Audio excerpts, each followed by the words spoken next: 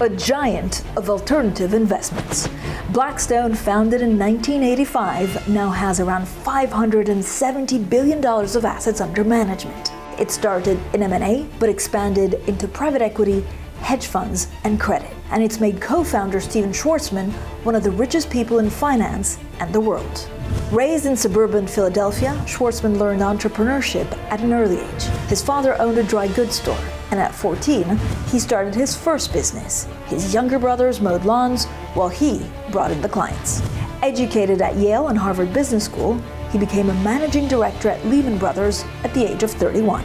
He climbed the corporate ladder, heading the global M&A team before striking out on his own. From Bloomberg's European headquarters in the City of London, on this episode of Leaders with Lacqua, we meet Stephen Schwarzman, the co-founder and chief executive of BlackStone Group. Steve Schwarzman, thank you so much for speaking to us here on Bloomberg. What drives you? That's a great question. It's a desire to do things well. It's a desire to create, a desire to make things happen. Have you always felt this drive from a young age? Yeah, I always was like this, and which makes it easy. That way you don't have to evolve particularly. I was like this as a teenager, and it was just feeling I had. A feeling of what? Of greatness, that you wanted to achieve something, to be remembered for something, to have a legacy? No, I don't care about that. It's just the moment, being able to, do something that's consequential, and could be a kid hitting a home run to win a baseball game, could be starting an organization, could be making something better. I always had that drive and instinct, and it didn't matter to me whether I was sort of alone doing it, as long as I thought it would be well received. So why did you start BlackStone back in 1985? Well, I started BlackStone because I had sold Lehman Brothers to American Express in 1984, and it's because Lehman was in financial trouble, which happened periodically at Lehman. It finally managed to auger in 2008. And so I didn't want to stay with the Lehman people. I didn't think the business really needed to have been sold. It could have been solved a different way, but people on the board didn't want to. And so I went off with Pete Peterson, who was formerly chairman but was squeezed out, in a management infighting. And we started what was the first financial boutique. Now there are tons of them, but back then nobody had done that, and so we did that, and we came up with a strategic plan to not only do M&A work, which I was used to, but also to start a private equity business and get ready to start other types of businesses, which we called at the time affiliates, where we'd attract somebody who was a 10 on a scale of 10 to basically develop an area where we saw amazing prospects coming for the future. It was so good, even we couldn't mess them up. And also, that new business would generate intellectual capital that would make our existing businesses stronger. And disappointing as it is, that's what we're still doing. But we're now doing it as the largest firm in the world in our alternative area, continuing to add new businesses, new concepts, attracting great people, and it gets easier and easier as you do it. It's tough at the beginning. Oh my goodness.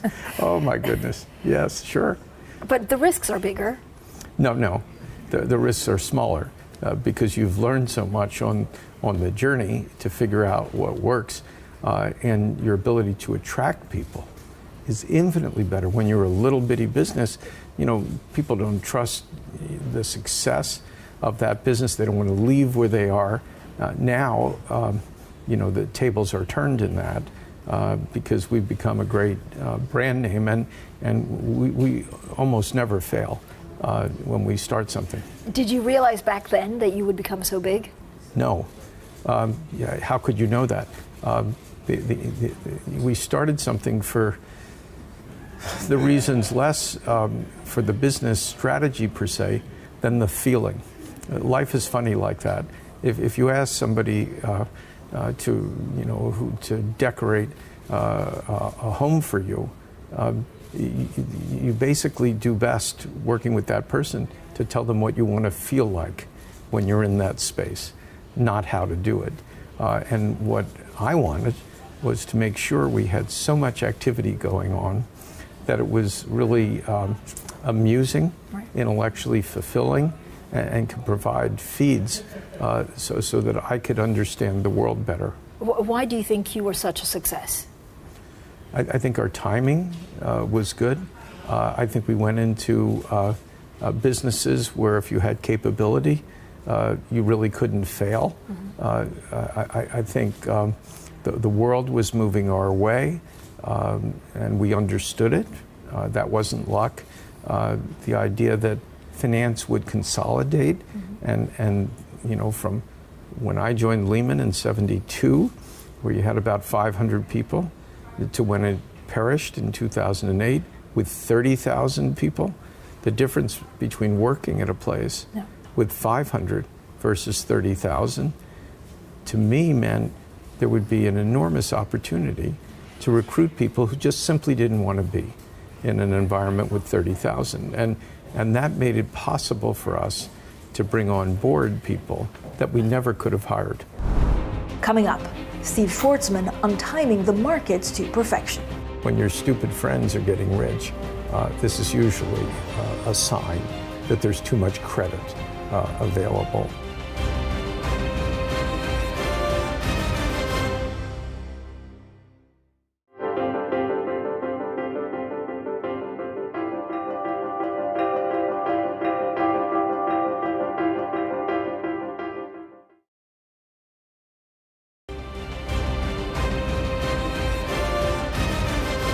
Steve Schwarzman has been dubbed the undisputed king of the private equity industry, with BlackStone becoming the largest alternative asset manager in the world.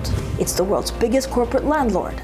BlackStone's real estate portfolio includes Las Vegas Cosmopolitan Resort Hotel, London's Arch Company, and housing in New York. But how has a company been so successful? Steve Schwarzman says it's all about the timing.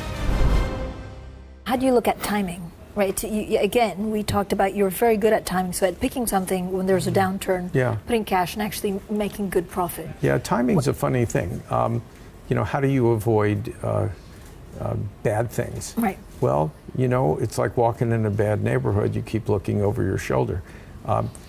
There's a feel that comes from all of the feeds, the circumstances in the world. So it was pretty easy to see in 2006 that the world was getting incredibly overstimulated, if you will. And what we did is we just started selling enormous numbers of things, and cut back the number of things we were buying by about 3/4. We sold a lot, and there are a lot of indicators that tell you when you're near a top. And some of it, I have one where it's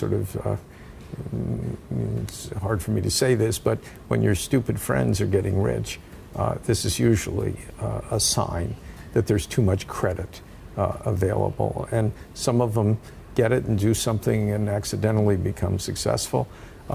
Sometimes you have securities that are issued, the debt securities that don't pay interest. Some never will pay interest. You can keep paying them with other pieces of paper. The amount of leverage you get goes so high that you wouldn't even take it. When you see things like that, for example, with WeWorks, right? We invested in a company that was a competitor. It was worth £3 billion or something. It made, I guess, 150, 200 million pounds. And it was worth $3 billion. WeWorks, which was doing nothing but losing money, had a, quote, valuation of $47 billion. That made no sense.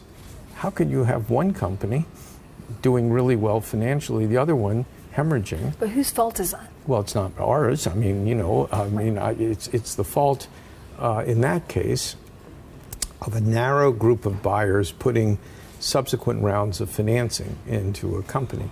You've seen this a few times now, where what happens is, from an accounting point of view, you keep making a profit on your old investments in that company, the more you pay on the new one. Yeah. So there's a perverse incentive to keep paying more because it makes you look like you're successful. Right. The problem becomes, once you get out of your own little circle of venture capitalists and you meet the real world, then the real world says, 47 billion, what are you talking about? Right?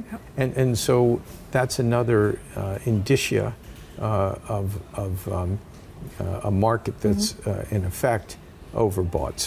So you know that's a time where you really have either the red light or the amber light on for caution. On the bottom, that's actually harder, because when things collapse, sometimes people think they'll automatically get better. But sometimes they don't. I remember one situation in 1982 when the oil business collapsed, oil prices collapsed, and you could buy buildings in Houston at very good prices. 10 years later, they were the same price. So just being at a bottom doesn't make sense. But how can you tell? Well, what I've learned is you wait for things to start getting better. You wait for prices to go up. If you basically give up the first 10 or 15% of profit, but you see there's real momentum behind the economy, you're better off waiting, and then you buy. There's a lot of criticism on PE firms, right? That you squeeze too much, that you overborrow. How do you face some of that criticism? Well, I think that's basically wrong. It may have been right in the 1980s. We're so far from that. To make money in the private equity part of our business, which is only about 25% of it now, you have to buy a company and make it grow. If all it does is just lay there, or you cut some cost, nobody's going to pay you much more than what you paid. So there's three mechanisms. First, if you grow much faster, that's a good thing. If your profits grow along with it, that's a great thing. So you get a higher PE on exit, you have more E, and then you put some leverage on the company that you don't pay back for typically 10 years, so you have plenty of time and don't risk the business in any way. If you prosecute that model, you will get great returns. And the advantage that we have is we study all these things before we buy the company. We're trying not to have an adventure, right? There's enough adventure in life. And if we can get it done before we buy it, know what we think we can do with that business, and then do it, we'll make very large profits and rate of return without taking risk. And I know people think entrepreneurs like to take risk. If you ask an entrepreneur what he or she is doing, they don't think there's risk. Now, they may be wrong, but nobody's looking for risk. We're certainly not. But have you ever got involved in something out of a gut feeling? Either an asset that you really liked or something that spoke to you, that was maybe riskier than in the past? Well, we won't go where there's really risk. What happens is sometimes you meet a person who's an entrepreneur or a manager, and you can be taken by that person. We've had examples. One here in London with the manager who's developed Merlin, which is a big company in the UK. It's the second biggest amusement park company in the world after Disney. And when we bought that company for 88 million pounds, one of my partners, Joe Barada here in London, who's young, he wanted to do this. I said, Joe, this is just so small, it makes no sense. He said, you wait and see. This is a terrific entrepreneur. He's going to buy other things, and we made about, I guess, 5 times our money, on a lot of money by the time we finished. So what happens is there are times where you do respond to a situation. I don't know whether that's instinct or whatever, but it's backed by a full risk analysis on the 2 or 3 key drivers that could really make a mess of any investment. And that's where we try and add value. The upside of things, most people see the upside because they don't come to the table to get something approved unless there's really an upside. It's the downside where people, I think, fall short. Coming up, Steve Schwarzman on facing the challenges in today's political climate. We're clearly going through some very unusual times, enormous difficulties getting groups of people to agree on things, an adversarial nature in politics.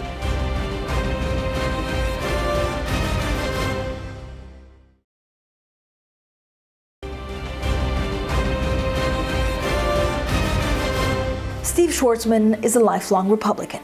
He raised money for George W. Bush and worked with congressional Republicans on the request of President Obama to avoid the fiscal cliff fallout in 2012. And more recently, he's been confidant to President Trump and his team, eventually serving as chairman of the administration's Strategic and Policy Forum. He says in his memoir, What It Takes, Lessons in the Pursuit of Excellence, that if the goal is to help your country, serving is always worth doing. Do you ever feel like Washington and Wall Street are too close? Too close? No, I don't see them as too close. I try and help out from time to time on certain types of issues. I always try to do stuff that I think is good for the country. It's not this president. There have been other ones.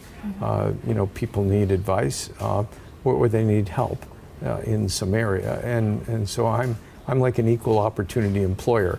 If I could do something that's helpful, in my view, not biased, but helpful for the greater good, I like to do stuff like that. What do you think we're living through, either in politics or geopolitics or the economy? There seems to be huge shifts without really being able to put your finger on it yet. Yeah, well, we're clearly going through some very unusual times and enormous difficulties getting groups of people to agree on things, an adversarial nature in politics. I was trying to go back and figure out, this almost feels like the 1850s before the Civil War, where people weren't even civil, in politics. And that happens, from time to time. Part of this, I think, is motivated by the fact that the bottom, you call it 25%, 35% of populations in liberal democracies are having a tough time financially, and that motivates sort of a desire to help them, but also unleashes anger and what's called populism. And that populism goes and it tries to attack.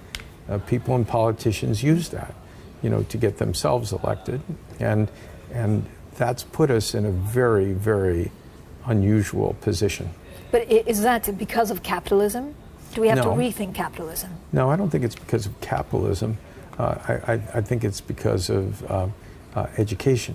And in the United States, for example, we used to be one of the top few in the world when I was young, back in the Middle Ages, and now we're somewhere between 25 and 30.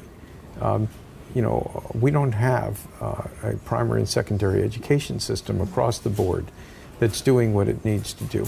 I'll give you one example that's actually quite instructive. I was in China, a few months ago, talking with a very highly placed person in the government, and he told me that they were going to introduce computer science to every student in China. Now imagine. That's a big rollout. Imagine if you take the United States, which I'm more familiar with than the UK, where we are today, if more than 5% of the students in our primary and secondary education system get computer science, I'd be surprised. Now, the difference in outcome of those people in a workplace is profound. And our workforce isn't where it should be. I don't think this is a problem of capitalism because you can only work with what you have. I think also that there's a need to help these people because we can't have a society that works right without everybody having a piece of the pie. And I think we're going to have an increase in the minimum wage, to $15 adjusted for different parts of the country.